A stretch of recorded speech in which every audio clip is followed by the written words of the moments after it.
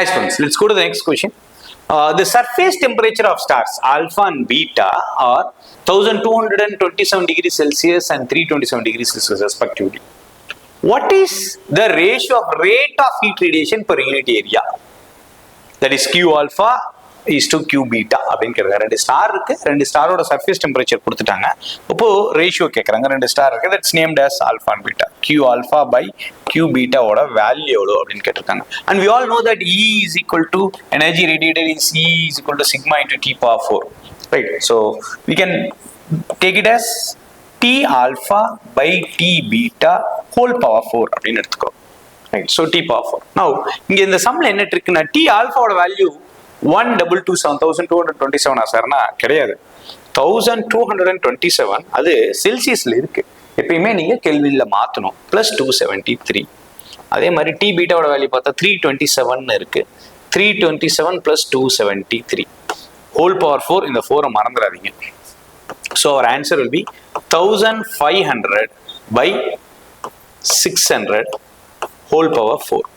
Right sir, புரியுதுங்களா? So இதை அப்படியே ஆட் பண்ணீங்கன்னா 1227 plus 273 will be 1500.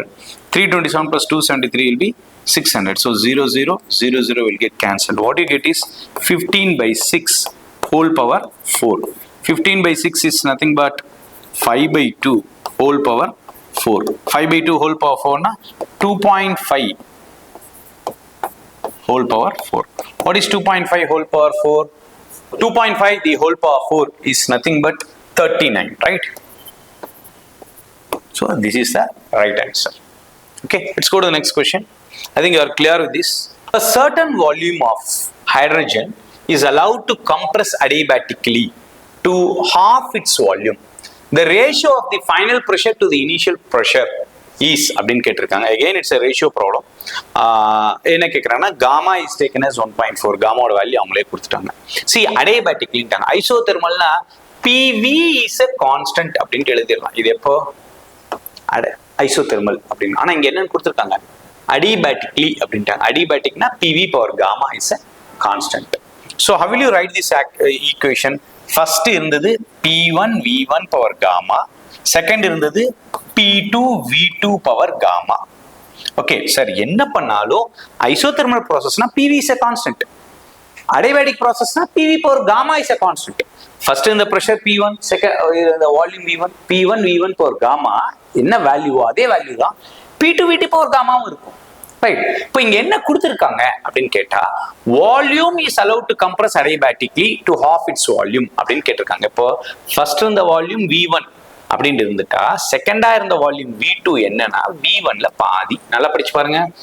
Volume of hydrogen is allowed to compress adiabatically டு half its volume.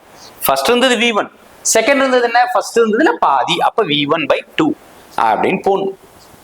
Right, let's to find the ratio of final pressure to initial pressure. ரொம்ப முக்கியமானது. Final to initial அவங்க என்ன கேட்டிருக்காங்க, P1 by P2 கேட்டிருக்காங்களா, P2 by P1 கேட்டிருக்காங்களா? Final to initial அப்போ P2 by P1 கேட்டிருக்காங்க. அப்ப நம்ம என்ன பண்ணணும், இந்த ஈக்குவேஷனை ரீஅரேஞ்ச் பண்ணணும். எப்படி ரீஅரேஞ்ச் பண்ண போறோம்?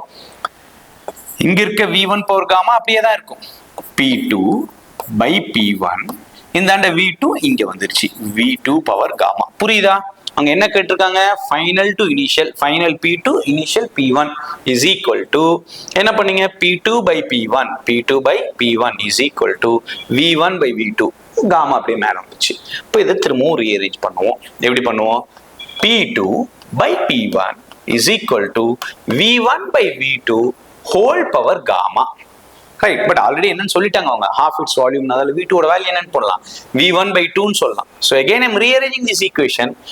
P2 by P1 is equal to V1 அப்படியே இருக்கு, V2க்கு பதில் என்ன போடலாம் சார், V1 by 2 அப்படின்னு போடுவோம். அந்த 2 எங்க வந்துருது, into 2 மேல வந்துருச்சு, ஹோல் பவர் காமா. V1 என்ன ஆயிடுச்சு, கேன்சல் ஆயிடுச்சு. So what is answer sir? P2 by P1 is equal to 2 power gamma.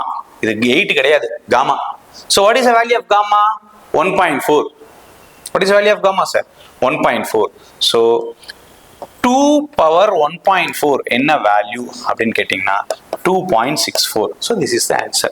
இது கொஞ்சம் நமக்கு ஷார்ட்கட்ஸ் தெரிஞ்சிருக்கணும். P power 1.4 என்ன அப்படிங்கறத நீங்க கொஞ்சம் படிச்சிருக்கணும். So our answer is P 2 power gamma, காமாவோட வேல்யூ எவ்வளோ சார் 1.4, 2 பவர் 1.4 என்ன அப்படின்னு நம்ம படிச்சிருக்கணும் 2.64 அப்படிங்கிறது தெரியுங்க, டக்குன்னு போடலாம், இல்லைன்னா அது ஒரு வாட்டி எக்ஸ்பேண்ட் பண்ணி போகணும். Right, I hope I am clear with the solutions. Right, let's go to the next question. A simple pendulum is oscillating in a vacuum chamber. It will oscillate with அப்படின்னு கேட்குறாங்க. Decreasing amplitude, increasing amplitude, constant amplitude, none of this அப்படின்னு கேட்டிருக்காங்க. Right, இதே வந்து ஒரு ஏர்ல இருந்தது அப்படின்னா ஆம்ப்ளிடியூட் டிக்ரீஸ் ஆகும். ரைட்டா, இன்க்ரீஸ் ஆகும்னா எப்பயுமே வந்து ஆம்ப்ளிடியூட் என்ன ஆகும், ஃப்ரிக்ஷனால என்ன ஆகிட்டே இருக்கும், போயிட்டு வரும்போது அதோட எனர்ஜி லாஸ் ஆகிட்டே இருக்கும். So if it is moving in vacuum சேம்பர்னா it will always move with constant amplitude. That's a right answer. The right answer is constant amplitude.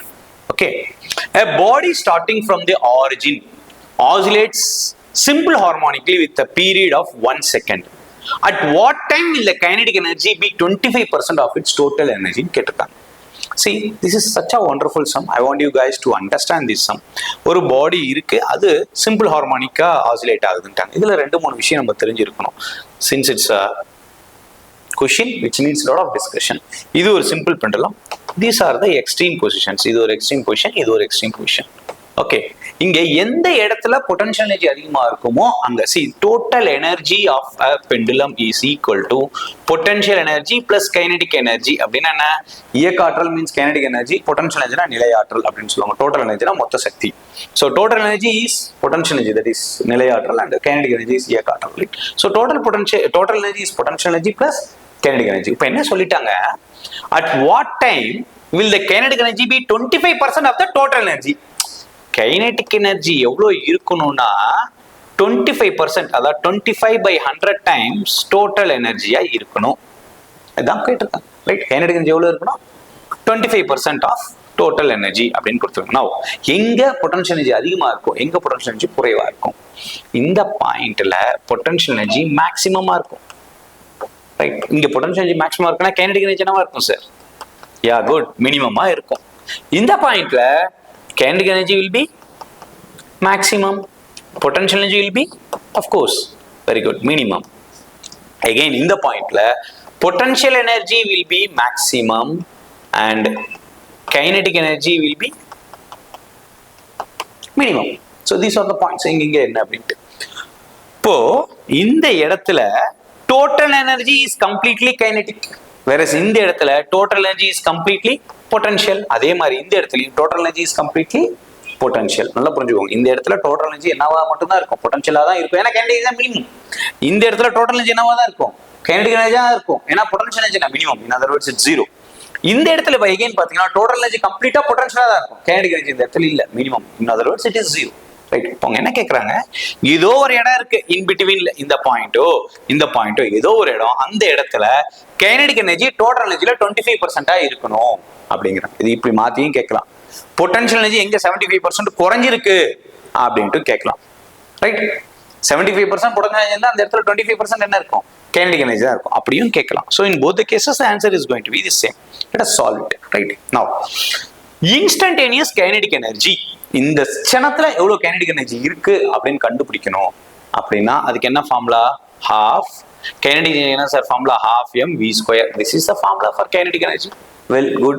So what is the formula for instantaneous kinetic energy? Instantaneous kinetic energy is half m. V க்கு என்ன sir equation, v is equal to, v ஓட equation என்ன sir, v is equal to a omega cos omega t. இதை இங்க substitute பண்ணுவோம் v க்கு, அப்ப என்ன வரும், a ஸ்கொயர் ஒமேகா ஸ்கொயர், ஏன்னா v க்கு பதில் இங்க v ஸ்கொயர் இருக்கு இல்லையா, அதனால a square omega square cos square omega t. This is the instantaneous kinetic energy.